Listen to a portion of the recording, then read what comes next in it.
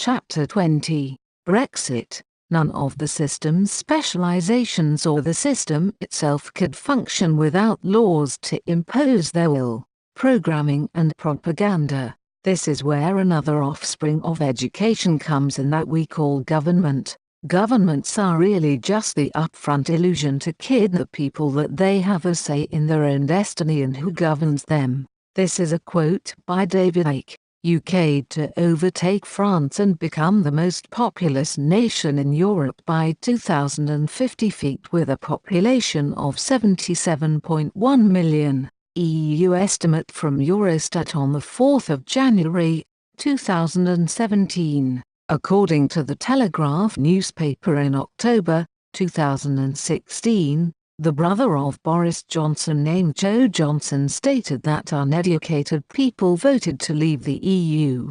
The universities minister said that uneducated people in Britain voted to leave the EU and the government must ensure more people from disadvantaged backgrounds go to university. He also said that there was a correlation between levels of education generally and a propensity to vote for Brexit. According to polls, university graduates were the most likely people to want to remain in the EU, while those with a GCSE or equivalent as their highest qualification were more likely to back Brexit. Well, Mr. Johnson, just to buck your thought trend and your comments, I achieved an HND, and because I achieved good grades I was asked to complete my studies by doing an extra year in order to achieve my degree. I refused because I wanted to start earning money and also didn't want to produce another 10,000-word dissertation, having just completed one that took over a year to both write and research. Had I voted, I would have voted for Leave Brexit like many others, because for years I have been able to see through the incessant lies of the various parties within British government. I trust the government as much as I would trust a chocolate teapot. It seems that after the Brexit vote that I am not alone in my way of thinking, even though I haven't voted for years, and will never do so in the future. In July 2016, HumanSarafree.com reported that Brexit was a victory over the Rothschilds and the EU globalists, and I couldn't agree more. They reported that the globalist establishment has been at war with the general public for decades, and those centuries of scheming produced the EU centralization monster, the New World Order of collectivists born into satanic ideologies, implemented by international finance, imposed through the carnage of continuous wars and administered under an abusive bureaucracy system of non-elected technocratic elites, has suffered the repudiation of the British, who want to restore England to a sovereign nation under the guidance of Magna Carta. As assessment of this scenario was made by historian Michael Hoffman in the latest edition of his Hoffman Wire mailing entitled "Britain's Bulldog Breed Take a Bite Out of the New World Order. No people can sustain themselves on repeated defeats." On the 23rd of June, 2016, the British gave our people a victory that uplifts morale in America and throughout the Western world. They have defied the elites and voted to leave the Brussels-based European Union, EU. This is beautiful for many reasons, not the least of which is the fact that the British media trotted out a corpus of expert opinion ordering the flinty citizens of the island nation to stay in the EU for the sake of consumerism and globalism. Money was held aloft as the supreme motive for remaining, and the ones raising this banner of mammon were from the financial services industry, which is a media euphemism for the usurious gang who dominate almost every Western country. Under the laws of the European superstate, the tiny island nation had to admit any number of immigrants, no matter how large, from member nations. This includes millions of angry and alienated Muslim youth in EU member countries like France and Germany. Polls repeatedly revealed that this deluge was the driving force behind the vote for a British exit Brexit from Brussels. The English and Welsh chose their land and their people, national sovereignty and independence, over the money power and the EU's Tower of Babel. Thank God. The loss of sovereignty for European nations is a key part of the globalists' ideals, and the slim majority of the British people expressed disdain for the plan of the globalists in 2016. This was the first domino to be toppled.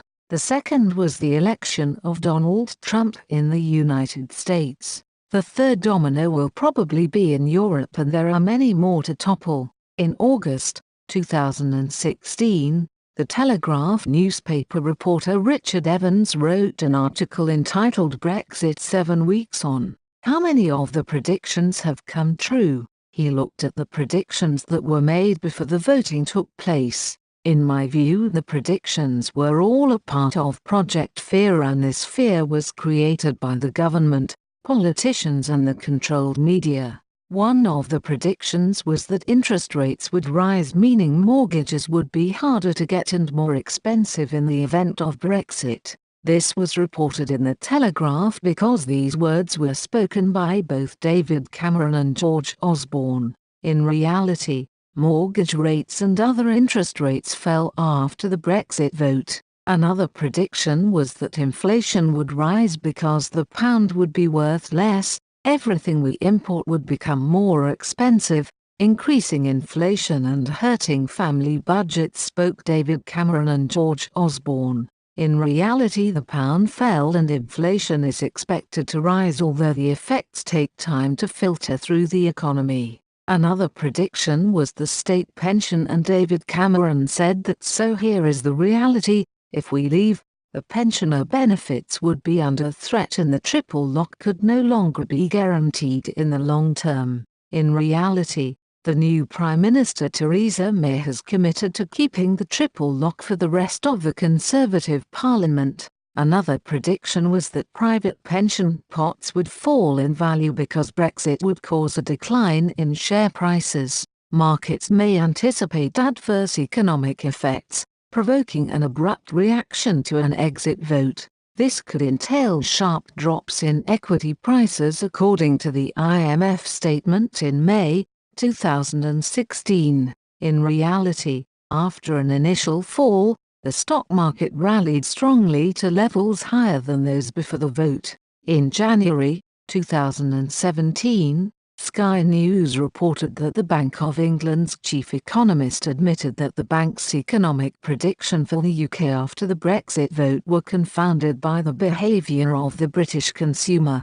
This was the same day that the FTSE 100 had closed on a record high, and the same day that figures had been released that showed that Britain was the fastest growing of the advanced economies last year, with the service sector hitting a 17-month high. At least economist Andy Haldane was honest about failing to predict a post-Brexit financial crisis. He added that the economics profession was to some degree in crisis. Do these so-called experts and economists have a clue?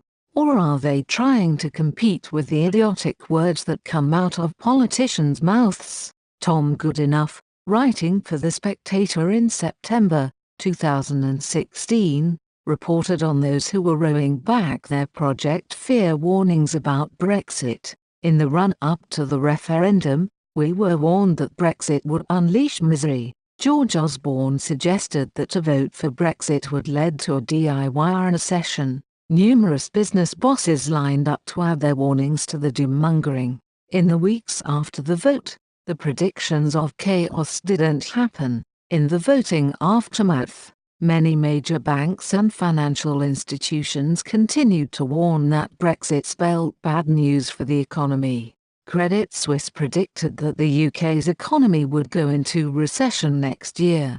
They predicted this in August 2016. Weeks later they cancelled their forecast and suggested that the economy would grow by 0.5% next year. Morgan Stanley cancelled their prediction of a 2017 recession to offer a similar, more optimistic picture of the UK's economic outlook. London City Airport's boss Declan Collier warned before the voting that a vote to leave would undermine the free flow of trade and travel. A month after the vote, the airport announced a £344 million expansion.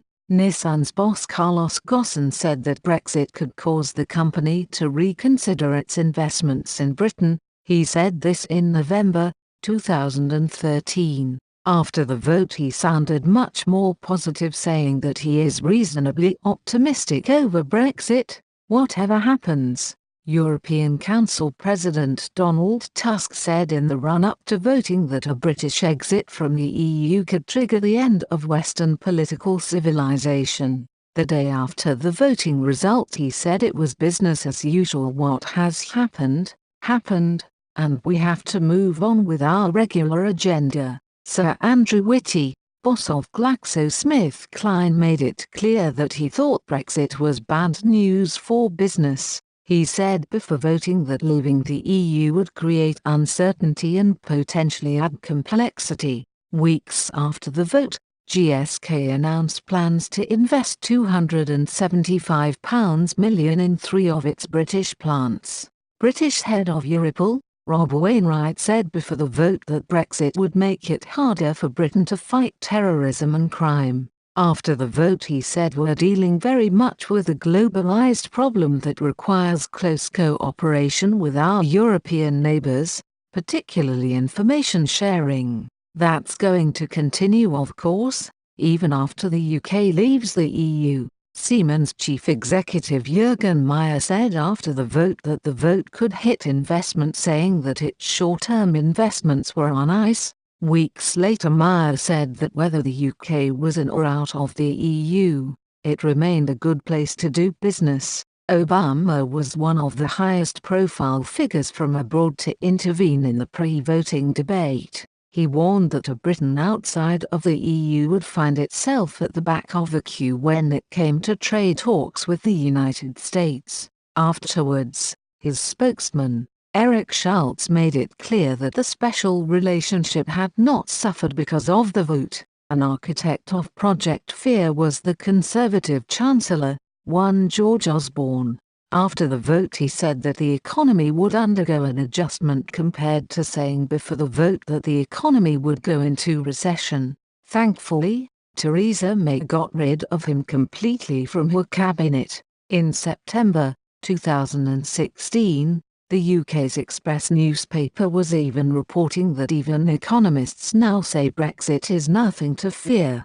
Before the EU referendum, all we seemed to hear from economic analysts was a steady stream of nonsense about how Leave vote would plunge us into recession, they reported. The majority of the pundits and experts all but gave up on independent enquiries and instead just went along with the lies and half-truths pumped out by George Osborne. Now a survey in September 2016 of independent economists run by the Treasury has concluded that Brexit will not dent growth at all this year. A few brave economists did speak out against the consensus and made the argument that Britain's conditions as a friendly home for business are more important than membership of a superstate. When one considers the disaster unfolding across the continent because of the euro, it is no wonder businesses are so keen to stay or move here, they commented.